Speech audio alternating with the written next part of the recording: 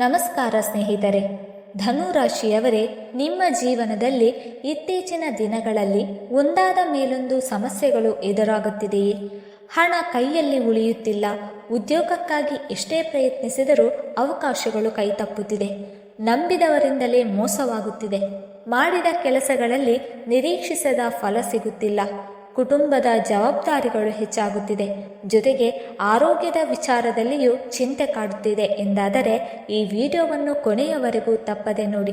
ಏಕೆಂದರೆ ನಿಮ್ಮ ಜೀವನದಲ್ಲಿ ನಡೆಯುತ್ತಿರುವ ಈ ಘಟನೆಗಳನ್ನು ಜ್ಯೋತಿಷ್ಯದ ದೃಷ್ಟಿಯಿಂದ ಅರ್ಥ ಮಾಡಿಕೊಳ್ಳಲು ನಿಮ್ಮ ರಾಶಿಯ ಅಧಿಪತಿ ಗುರು, ಶನಿಯ ಪ್ರಭಾವ ಹಾಗೂ ಇತರ ಗ್ರಹಗಳ ಸಂಚಾರವನ್ನು ಪರಿಗಣಿಸಲಾಗುತ್ತದೆ.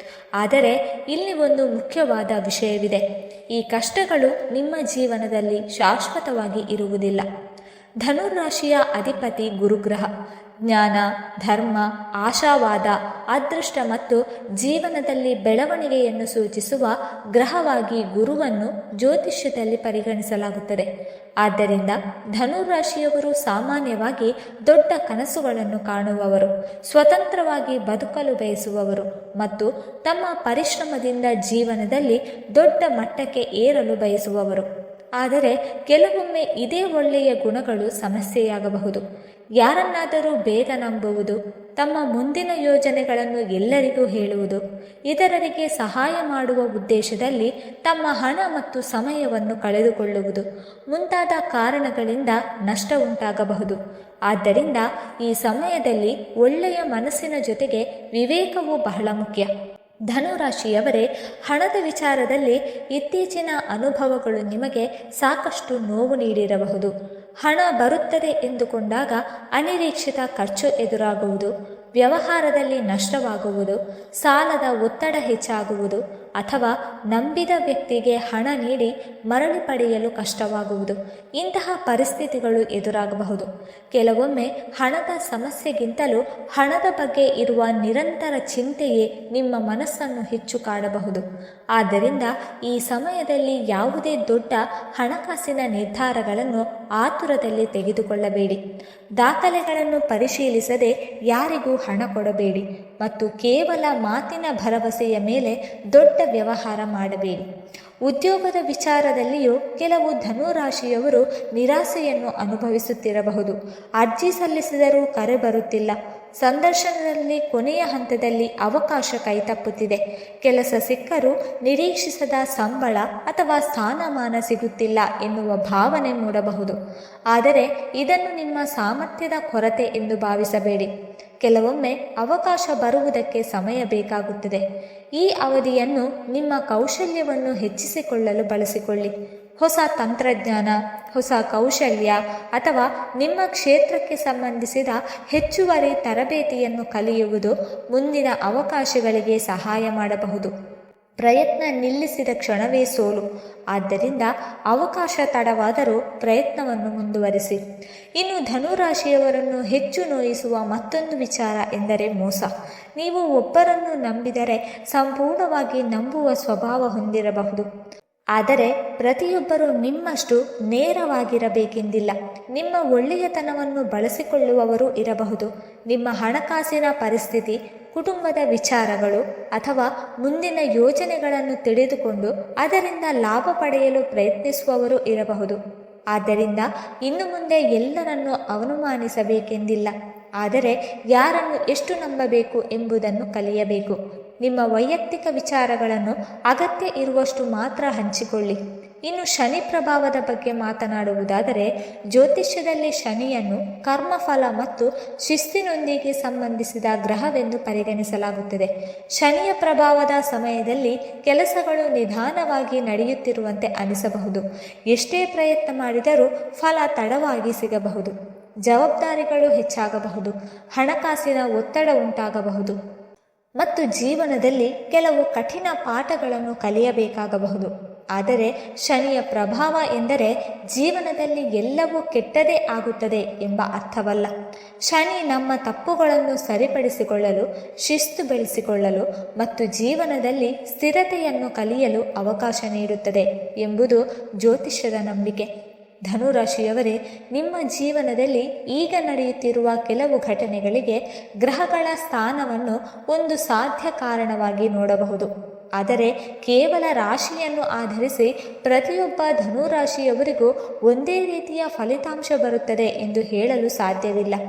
ವ್ಯಕ್ತಿಯ ಜನ್ಮ ದಿನಾಂಕ, ಜನ್ಮ ಸಮಯ ಅಥವಾ ಜನ್ಮ ಸ್ಥಳದ ಆಧಾರದ ಮೇಲೆ ಸಂಪೂರ್ಣ ಜಾತಕವನ್ನು ಪರಿಶೀಲಿಸಿದಾಗ ಮಾತ್ರ ಗುರು, ಶನಿ, ರಾಹು, ಕೇತು ಮತ್ತು ಇತರ ಗ್ರಹಗಳ ನಿಖರ ಸ್ಥಿತಿಯನ್ನು ತಿಳಿದುಕೊಳ್ಳಬಹುದು. ಆದ್ದರಿಂದ ಈ ಮಾಹಿತಿಯನ್ನು ಸಾಮಾನ್ಯ ಜ್ಯೋತಿಷ್ಯ ಮಾರ್ಗದರ್ಶನವಾಗಿ ಮಾತ್ರ ಪರಿಗಣಿಸಿ. ಆದರೆ ಧನುರಾಶಿಯವರೇ, ನಿಮ್ಮ ಜೀವನದಲ್ಲಿ ನಡೆಯುತ್ತಿರುವ ಕಷ್ಟಗಳ ನಡುವೆ ನಿಮಗೆ ಗೊತ್ತಾಗದೆ ನಿಮ್ಮನ್ನು ಕಾಪಾಡುತ್ತಿರುವ ಒಂದು ದೈವಿಕ ಶಕ್ತಿ ಇದೆ ಎಂಬ ನಂಬಿಕೆಯನ್ನು ಮರೆಯಬೇಡಿ. ಕೆಲವೊಮ್ಮೆ ನೀವು ದೊಡ್ಡ ನಷ್ಟವಾಗುತ್ತದೆ ಎಂದು ಭಯಪಟ್ಟಾಗ ನಷ್ಟ ಸಣ್ಣದಾಗಿ ಮುಗಿಯಬಹುದು. ತಪ್ಪು ವ್ಯಕ್ತಿಯೊಂದಿಗೆ ದೊಡ್ಡ ಸಂಬಂಧ ಬೆಳೆಸುವ ಮುನ್ನ ಯಾವುದೋ ಕಾರಣದಿಂದ ದೂರವಾಗಬಹುದು. ದೊಡ್ಡ ಅಪಾಯ ಎದುರಾಗುವ ಮುನ್ನ ಒಂದು ಸಣ್ಣ ಅಡ್ಡಿ ನಿಮ್ಮನ್ನು ತಡೆಯಬಹುದು. ಇಂತಹ ಘಟನೆಗಳನ್ನು ಅನೇಕ ಭಕ್ತರು ದೈವಿಕ ರಕ್ಷಣೆಯ ಸಂಕೇತವಾಗಿ ಕಾಣುತ್ತಾರೆ. ನಿಮ್ಮ ನಂಬಿಕೆ ಯಾವ ದೇವರ ಮೇಲಿದ್ದರೂ ಆ ದೇವರನ್ನು ಭಕ್ತಿಯಿಂದ ಸ್ಮರಿಸಿ.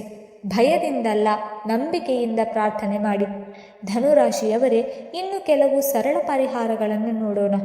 ಗುರುವಾರದಂದು ನಿಮ್ಮ ಇಷ್ಟ ದೇವರನ್ನು ಭಕ್ತಿಯಿಂದ ಪ್ರಾರ್ಥಿಸಿ. ಸಾಧ್ಯವಾದರೆ ಹಳದಿ ಬಣ್ಣದ ಆಹಾರ ಅಥವಾ ಅಗತ್ಯವಿರುವ ವಸ್ತುಗಳನ್ನು ದಾನ ಮಾಡಿ. ಗುರುಗಳು, ಹಿರಿಯರು ಮತ್ತು ಜ್ಞಾನವನ್ನು ನೀಡುವವರನ್ನು ಗೌರವಿಸಿ. ಶನಿವಾರದಂದು ಅಗತ್ಯ ಇರುವವರಿಗೆ ನಿಮ್ಮ ಸಾಮರ್ಥ್ಯಕ್ಕೆ ಅನುಗುಣವಾಗಿ ಸಹಾಯ ಮಾಡಿ.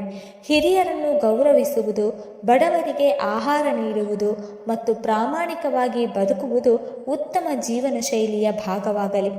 ಶನಿ ಅಥವಾ ಗುರುಗಳಿಗೆ ಸಂಬಂಧಿಸಿದ ಯಾವುದೇ ನಿರ್ದಿಷ್ಟ ಮಂತ್ರ, ಪೂಜೆ ಅಥವಾ ರತ್ನವನ್ನು ಧರಿಸುವ ಮೊದಲು ನಿಮ್ಮ ವೈಯಕ್ತಿಕ ಜಾತಕಕ್ಕೆ ಅನುಗುಣವಾಗಿ ಅರ್ಹ ಜ್ಯೋತಿಷಿಯ ಸಲಹೆ ಪಡೆಯುವುದು ಉತ್ತಮ. ಆರೋಗ್ಯದ ವಿಚಾರದಲ್ಲಿಯೂ ಧನುರಾಶಿಯವರೇ ನಿರ್ಲಕ್ಷ್ಯ ಮಾಡಬೇಡಿ. ಹಣದ ಸಮಸ್ಯೆ, ಉದ್ಯೋಗದ ಒತ್ತಡ ಮತ್ತು ಕುಟುಂಬದ ಜವಾಬ್ದಾರಿಗಳ ಬಗ್ಗೆ ನಿರಂತರವಾಗಿ ಯೋಚಿಸುವುದರಿಂದ ಮನಸ್ಸಿನ ಒತ್ತಡ ಹೆಚ್ಚಾಗಬಹುದು. ಸರಿಯಾದ ನಿದ್ರೆ, ಸಮತೋಲನ ಆಹಾರ, ನಿಯಮಿತ ದೈಹಿಕ ಚಟುವಟಿಕೆ ಮತ್ತು ಸಮಯಕ್ಕೆ ವೈದ್ಯಕೀಯ ಸಲಹೆ ಪಡೆಯುವುದು ಬಹಳ ಮುಖ್ಯ. ಯಾವುದೇ ಆರೋಗ್ಯ ಸಮಸ್ಯೆ ಇದ್ದರೆ ಅದನ್ನು ಕೇವಲ ಗ್ರಹದೋಷ ಅಥವಾ ಶನಿ ದೆಸೆ ಎಂದು ಭಾವಿಸಿ ಚಿಕಿತ್ಸೆ ವಿಳಂಬ ಮಾಡಬೇಡಿ.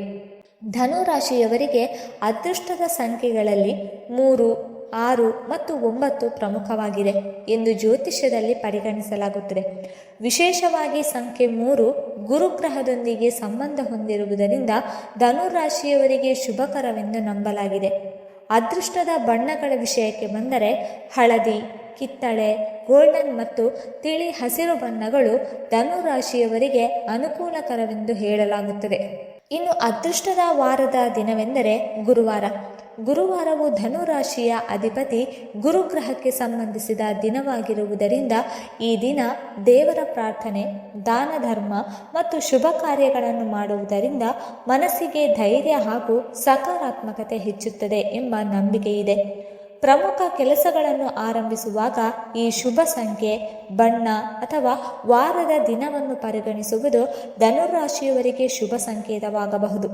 ಕೊನೆಯದಾಗಿ ಧನುರಾಶಿಯವರೇ, ನಿಮ್ಮ ಜೀವನದಲ್ಲಿ ಈಗ ಕಷ್ಟಗಳು ಹೆಚ್ಚಾಗಿದೆ ಎಂದು ಅನಿಸಿದರೂ ನಿಮ್ಮ ಕತೆ ಇಲ್ಲಿಗೆ ಮುಗಿಯುವುದಿಲ್ಲ.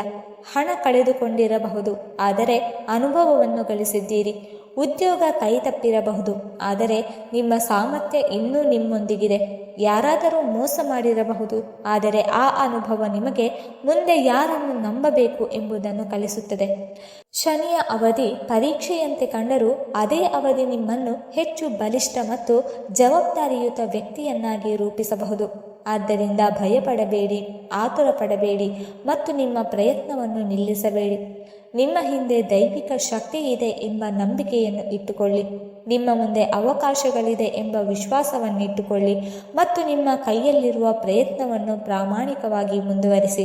ಈ ವಿಡಿಯೋ ನಿಮಗೆ ಇಷ್ಟವಾಗಿದ್ದರೆ ಲೈಕ್ ಮಾಡಿ, ಧನುರಾಶಿಯಾಗಿರುವ ನಿಮ್ಮ ಕುಟುಂಬದವರು ಮತ್ತು ಸ್ನೇಹಿತರೊಂದಿಗೆ ಹಂಚಿಕೊಳ್ಳಿ. ಹಾಗೆಯೇ ಓಂ ಗುರುವೇ ನಮಃ ಎಂದು ಕಮೆಂಟ್ ಮಾಡಿ. ಹಾಗೆ ಮುಂದಿನ ವಿಡಿಯೋಸ್ಗಳಿಗಾಗಿ ನಮ್ಮ ಚಾನಲನ್ನು ಸಬ್ಸ್ಕ್ರೈಬ್ ಮಾಡಿಕೊಳ್ಳಿ. ಧನ್ಯವಾದಗಳು.